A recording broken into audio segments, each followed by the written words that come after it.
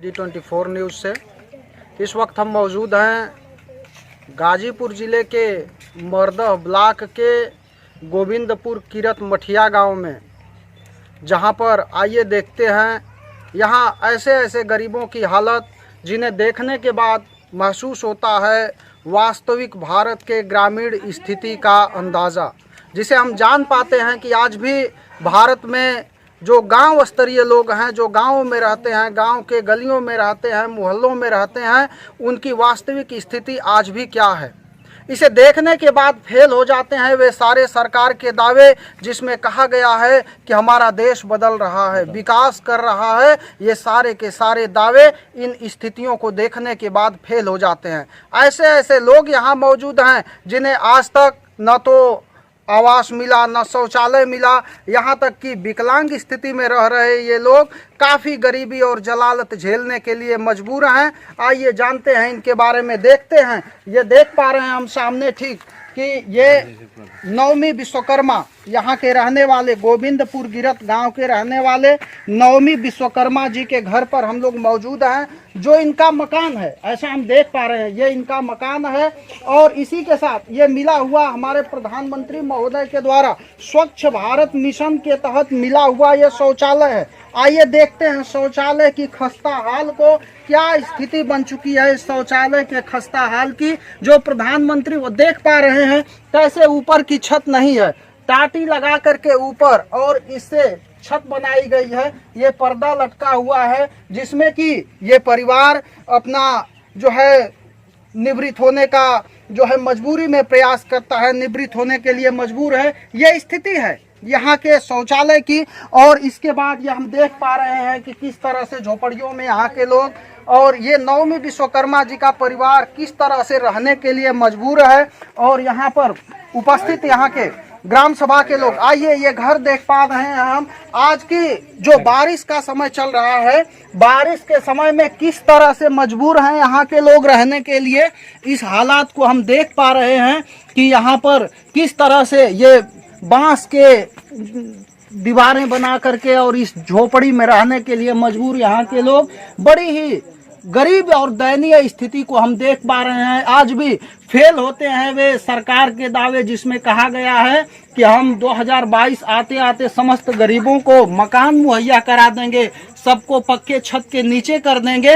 ये दावे पूरी तरह से फेल होते नजर आ रहे हैं। आज भी जो बातचीत में हमने पाया कि आज भी नवमी विश्वकर्मा के परिवार का यहाँ के जनप्रतिनिधियों द्वारा प्रयास किया गया है, नहीं किसी सरकारी कर्मचारी अधिकारी के द्वारा प्रयास किया गया है कि इस गरीब परिवार को मकान मुहैया कराया जाए। ये स्थिति हम देख पा रहे हैं। और आइए चलते हैं, परिवार के लोगों से बातचीत करते हैं और जानते हैं उनके हालात को। और आइए जानते हैं, ये दादाजी हैं, दादाजी से हम बातचीत करते हैं। दादाजी क्या नाम है आपका?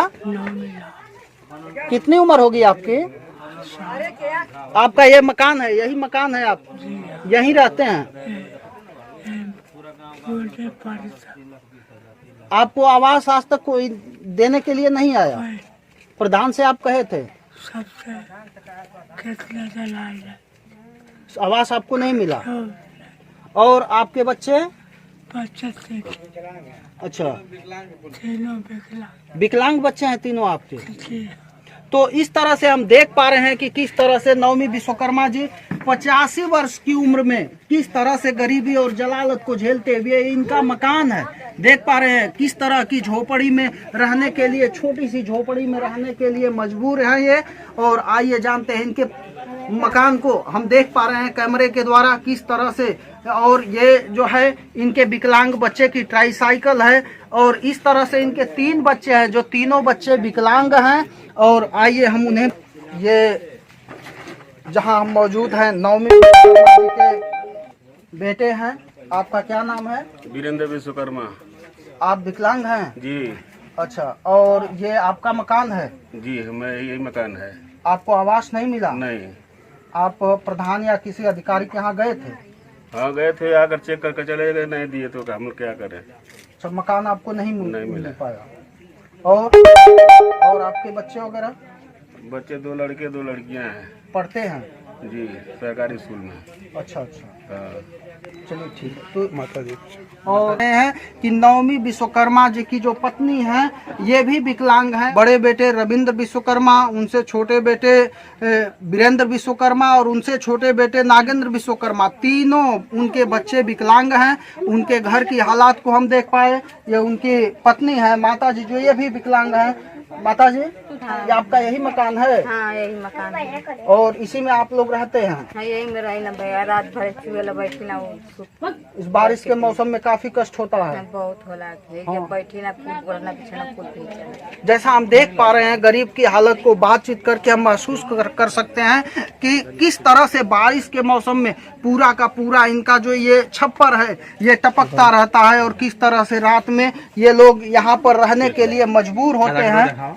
तो इस तरह से ये हम जान पा रहे हैं कि ये वास्तव में भारत के गांव की वास्तविक ये स्थिति है, जहां पर विकास की बात कही जाती है, जहां देश बदलने की बात कही जाती है, जहां पर हम मेक इन इंडिया की बात करते हैं और जहां सरकार के बड़े बड़े दावे होते हैं, वहीं हम देख पा रहे हैं कि क्या स्थितियां हैं यहाँ के रहने वाले गांव गली मोहल्ले के रहने वाले गरीब लोगों का, जो आज भी किन दयनीय स्थितियों में रहने के लिए मजबूर हैं। इनका ये परिवार है, परिवार गांव का रहने वाला किसान परिवार है, गौ पालक भी है, यहाँ गायें बंधी हुई हैं, इसी में ये लोग इन गायों को भी रखते हैं और इनका भरण पोषण ऐसी अपनी स्थिति में करते हैं।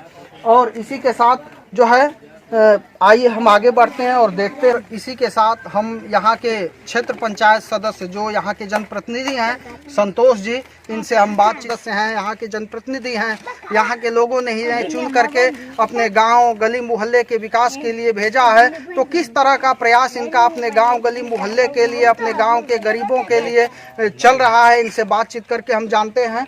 आपका परिचय?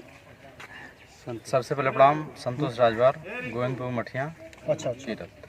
मैं यही चाहूँगा कि सबसे पहले मेरे जितने भी गांव के माता पिता जितने भी तुल्य हैं, गरीब हैं, उनके लिए जो भी सुविधाएं आए हम उनके यहाँ तक पहुँचाने का काम करें। और वृद्धा पेंशन, विधवा पेंशन और विकलांग पेंशन बनवाने का हम कार्य कर रहे हैं। और जो भी गांव की समस्या, जो रोड है, नाली है, दैनिक स्थिति, जिनके भी दैनिक स्थिति खराब है, सबकी समस्या मैं हर जगह वीडियो ब्लॉग पर और अपने मतलब जो भी ऊपर के लोग हैं उनके तक पहुंचाने का मैं काम कर रहा हूं। और जैसा हम लोग आए हैं और नवमी विश्वकर्मा जी की यहाँ हालत देखे हैं और उनके तीनों बच्चे विकलांग हैं, काफ़ी दयनीय स्थिति है। आप गांव के रहने वाले, घर द्वार सब कुछ आप देख रहे हैं, तो इनके लिए आप लोग प्रयास कर रहे हैं। कई बार इनका जांच भी हुआ है। अच्छा। सेक्रेटरी साहब भी आए, सब लिख कर चले गए। मतलब इनके लिए हम लोग पहले से तात्पर्य है, जो भी काम इनके दैनिक स्थिति में बिगड़ती है, दवा दुआ का काम तो हम लोग गाँवपुर में जैसे मदद हेल्प होता है उसे करते हैं और ऊपर प्रधान के यहाँ तक भी बात पहुँचाते हैं। अब इसके बाद आप लोग आइए गए हैं तो ऊपर और बात जैसे जाएगी। आज तक इनको आवास नहीं मिल पाया, इसके लिए जो प्रयास आप लोगों ने किया